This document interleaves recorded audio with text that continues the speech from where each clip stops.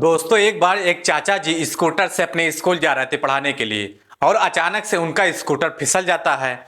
जैसे स्कूटर फिसलता है उनके पैरों में चोट लग जाती है।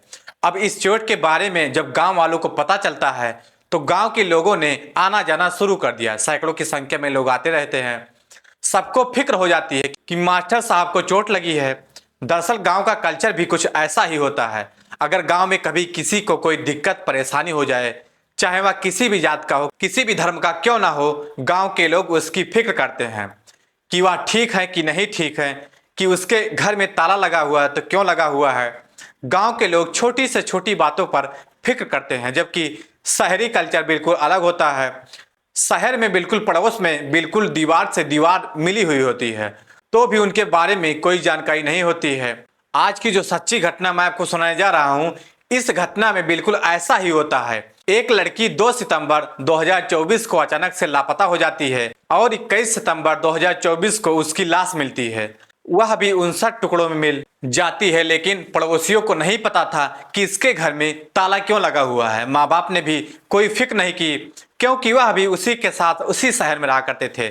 पति भी उसी शहर में रहा करता था और वह बाकायदा एक जगह नौकरी किया करती थी। उस नौकरी करने वाली जगह पर भी कितने लोग आते जाते रहते हैं, लेकिन किसी ने भी जानने की कोशिश नहीं की कि आखिरकार वह कहाँ है। लेकिन पता चलता है जब उसमें से दुर्गंध आने लगती है। और यह कहानी सुनने के बाद फिर लोगों को याद आता है कि राष्ट्रीय राजधानी दिल्ली के छतरपुर इलाके में 18 मई 2024 को एक लड़की के छोटे छोटे 35 से ज्यादा टुकड़े किए गए थे।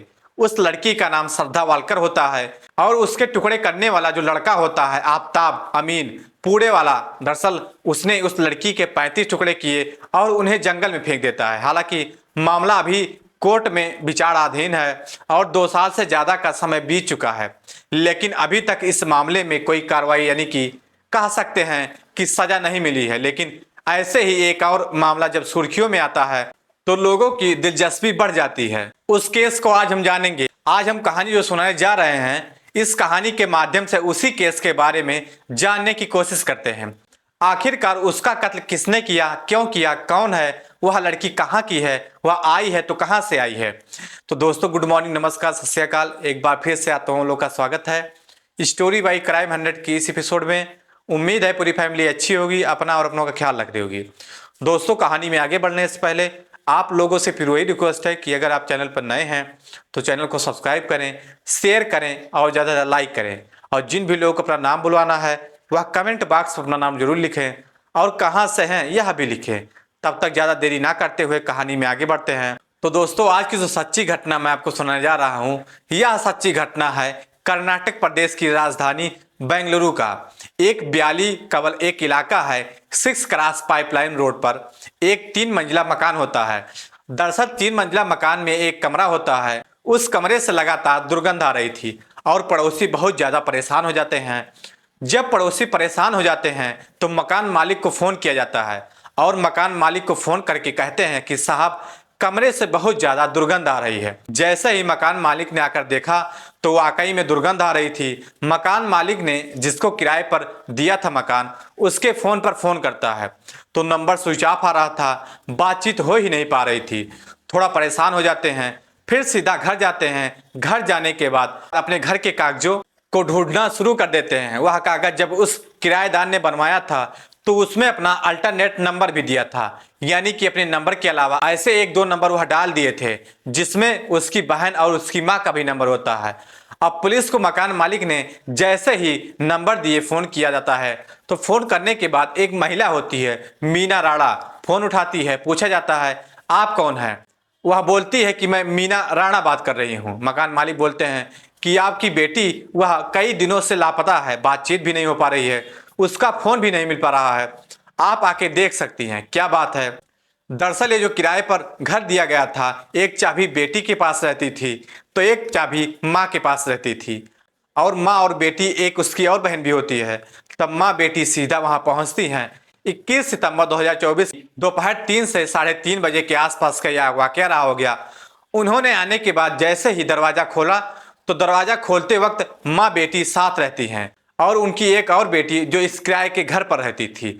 साथ ही जो किराएदार होते हैं और जो आसपास के रोज किराएदार होते हैं, मकान मालिक सब लोग दरवाजा खोलने का इंतजार कर रहे थे, यह देखने के लिए कि आखिरकार वजह क्या है, कि इतनी दुर्गंध आ रही है तो कहां से आ रही है।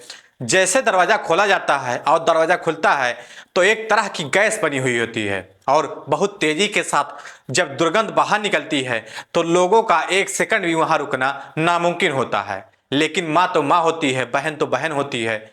माँ बेटी जब अंदर जाती हैं, अंदर जाने के बाद जो दृश्य उन्होंने अपनी आंखों से देखा था, उस दृश्य को देखने के बाद उनकी चीख निकल जाती है। चीख निकलने के बाद सीधा वह उस कमरे से बिल्कुल बाहर आते हैं और इसी बीच में फिर पुलिस को फोन कर दिया जाता है कि यहाँ पर कुछ ऐसी अप्रिय घटना हुई है, जितनी जल्दी हो सके आप उतनी जल्दी यहाँ पर आ जाइए। आप ये घटना की सूचना मिलने के बाद अब यहाँ पर पुलिस आती है। पुलिस को जिस हिसाब से बताया जाता है, पुलिस पूरी तैयारी के साथ आई थी। अब चाहे डॉग स्क्वाड हो या फॉरेंसिक टीम हो या सर्विलांस टीम हो, अब यहाँ टीम आती है और आने के बाद पुलिस आती है। अंदर जाने के लिए बड़ी मुश्किल, बड़ी मशक्कत करनी पड़ रही थी, क्योंकि दुर्गंध बेहिसाब आ रही थी। जैसे ही घर के अंदर कदम रखे जाते हैं तो पता चलता है कि घर के हर एक हिस्से में, रसोई से लेकर के आंगन जो भी था, उस हिस्से में कीड़े रेंग रहे थे और एक तरह की लाइन सी जा रही थी और वह लाइन जा रही थी फ्रिज की तरफ। जैसे फ्रिज यानी कि 165 लीटर का सिंगल डोर का एक फ्रिज होता है, वह फ्रिज थोड़ा सा खुला हुआ होता है, थोड़ा सा बाकी खोलने की कोशिश की जा रही थी। तो फ्रिज 3 हिस्सों में बटा होता है। सबसे ऊपर का जो हिस्सा होता है उसमें एक मानव के पैर रखे होते हैं। साथ ही नीचे जब नजर जाती है तो एक सर रखा हुआ होता है। सर किसी और का नहीं बल्कि महालक्ष्मी का होता है। महालक्ष्मी जिसने यह कमरा किराए पर लिया होता है, और महालक्ष्मी जो लगभग 29 साल की उसकी उम्र होती है। बीच का जो हिस्सा होता है फ्रिज का, उसमें शरीर के बाकी हिस्से पड़े हुए होते हैं और कुछ हिस्से इस घर के चारों तरफ इधर से उधर फैले हुए होते हैं और कीड़े इस घर के हर एक हिस्से में रेंग रहे होते हैं। उन्हें बाहर निकलने का शायद मौका नहीं मिल पा रहा था। यह खबर सोशल मीडिया पर थोड़ी ही देर में वायरल होना शुरू हो जाती है और जिस तरह से दिल्ली के छतरपुर में एक लड़की यानी कि श्रद्धा वालकर की हत्या कर दी जाती है आफ्ताब अमीन पूड़ेवाला के द्वारा, वैसे ही मामला उस मामले से जोड़कर इस मामले को देखे जाने लगता है। अब हर किसी का एक सवाल था कि हत्या किसने की, क्यों की, क्या मामला है। बहुत सारे सवाल थे। अब हर कोई इन सवालों के जवाब जानना चाहता था, लेकिन सबसे पहले इन सवालों का जवाब या तो परिवार के लोग जानना चाहते थे या फिर पुलिस वाले जानना चाहते थे। पुलिस ने जब यहाँ जांच पड़ताल करना शुरू किया तो इस लड़की का जो महालक्ष्मी का जो फोन होता है वही बेड पर ही मिलता है। उसको तुरंत ही सर्विलांस पर लगा दिया जाता है, देखने के लिए कि आखिरकार इस फोन पर कब कब किस किसने बातें हुई हैं, किस किस से या कांटेक्ट में थी। तो आखिरी बार जो फोन आता है वह 2 सितंबर 2024 को होता है। इससे पता चलता है कि पुलिस फिर से अंदाजा लगाने लगती है कि यह शायद 2 और 3 सितंबर 2024 को इस लड़की की हत्या हुई है। लेकिन क्यों हुई है, किसने की है, अब इन सवालों के जवाब जानने की जब कोशिश कर रहे थे, एक तरफ जो लाश के टुकड़े थे इनको इकट्ठा करने के लिए पोस्टमार्टम हाउस में जो काम करने वाले कर्मचारी होते हैं उनको बुलाया जाता है, क्योंकि चारों तरफ यह जो ब्लड है और जो मांस के टुकड़े फैले होते हैं उनको पुलिस के लिए इकट्ठा करना बहुत मुश्किल काम हो रहा था दुर्गंध की वजह से। हालांकि पोस्टमार्टम की जो टीम होती है उसने आके इकट्ठा करना शुरू किया। पोस्टमार्टम की तैयारी शुरू हो जाती है और गिनती कराई जाती है तो 59 टुकड़े पाए जाते हैं, ऐसा मीडिया रिपोर्ट दावा कर रही है। और यह बताया जाता है कि जो हत्या हुई है लाश मिलने के 6 या 7 दिन पहले की गई है। हालांकि इस लड़की का जो मोबाइल नंबर था वह 2 सितंबर से काम करना बंद कर देता है। 19 दिन तक वह गायब रहती है। अब इसके बारे में जब जानकारी जुटाई जाती है तो महालक्ष्मी नाम की यह महिला होती है जिसकी उम्र 29 साल के आसपास होती है और यह महिला नेपाल की रहने वाली होती है।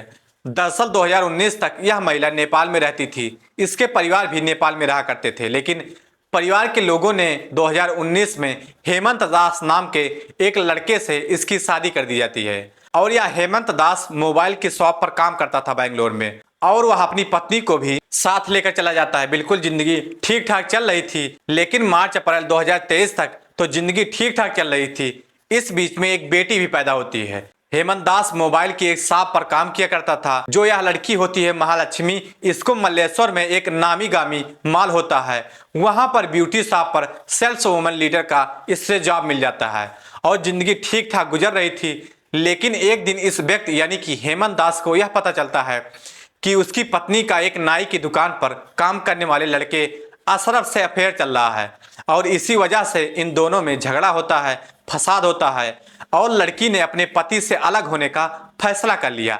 उसने अपनी बेटी को भी नहीं लिया, जबकि उसकी बेटी होती है। बेटी पति के पास रहने लगती है।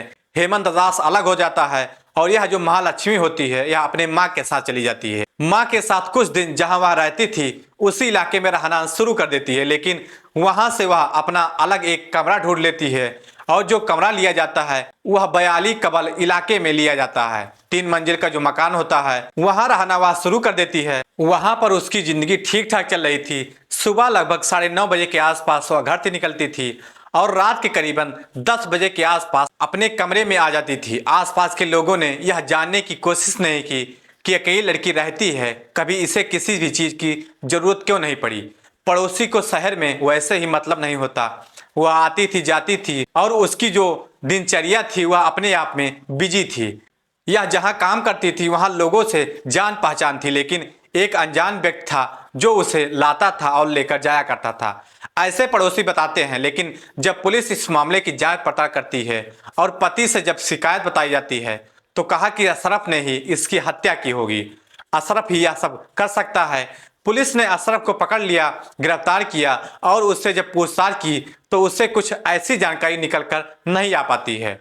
लेकिन पुलिस को शक यह भी होता है कि कहीं ऐसा तो नहीं पति का रोल हो।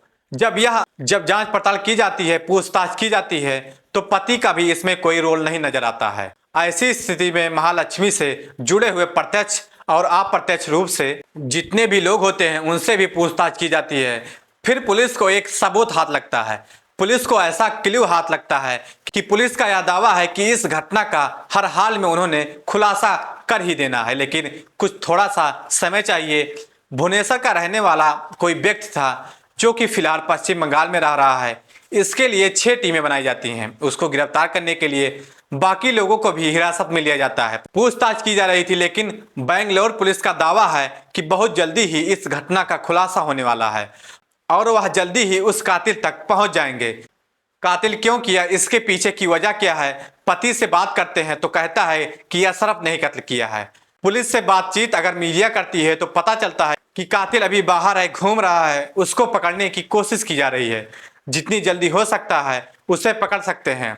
दोस्तों, अगर गांव का कल्चर भी अगर शहर के कल्चर में आ जाए तो इस तरह की लड़कियों की हत्या बिल्कुल भी नहीं हो, क्योंकि गांव के लोग अपने आसपास के लोगों की बड़ी फिक्र करते हैं। शहर के लोग ऐसे फिक्र ही नहीं करते हैं। बड़ी बड़ी ऊंची ऊंची बिल्डिंगों में तो रह लेते हैं, लेकिन यही नहीं पता होता है कि पड़ोस में रह कौन रहा है, उनके परिवार में कितने सदस्य हैं, कितने नहीं हैं।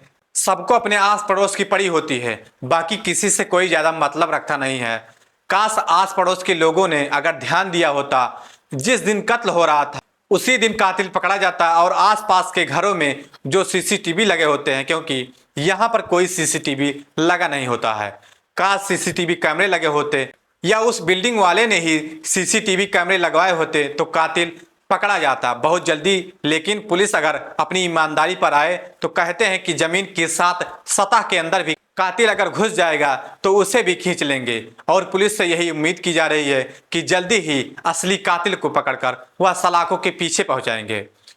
तो दोस्तों, जाते जाते कुछ लोगों का नाम बोलना है। बस्ती यूपी के रहने वाले अभिषेक मौर्य, बस्ती यूपी के रहने वाले विराट यादव और खड़क सिंह, आप लोगों को बहुत बहुत धन्यवाद। तो दोस्तों, इस पूरी घटना को सुनाने का उद्देश्य किसी को परेशान करना नहीं था, किसी का दिल दुखाना नहीं था, बल्कि आप लोगों को जागरूक करना था, आप लोगों को सचेत करना था।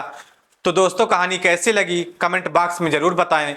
अगर चैनल पर नए हैं तो चैनल को सब्सक्राइब करें, शेयर करें और ज़्यादा से ज़्यादा लाइक करें, ताकि हमें भी मोटिवेशन मिलता रहे। तब तक के लिए जय हिंद, जय भारत।